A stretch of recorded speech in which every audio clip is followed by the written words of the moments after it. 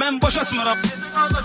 Reşat Dağlı dursak oldu bilmedim. Bana eli her bak Reşad'ın yanında. Sen bu kadar alçak olduğunu bilmedin. Bu söze göre rəhmələdim ben sana. Belimde 5 parmak oldu bilmedim. Kim danıştı beynə balta bıçaqdan? O dağdan mayanlaq oldu bilmedin. Yukarı giden yolları ben gelmişim. Benim ayağıma başmak oldu bilmedim. Yaxşıdır ki deyirsən öləndən sonra. Vüqar 31 il sağ oldu bilmedin. Yukarıla sağlığında dertleşmişim. Ahmak hele ahmak oldu bilmedim. Maşallah ya yumruqat müər yer. Hər bir işin simyaq oldu bilmedin. Ruslan bayak qartal deyirdin buna.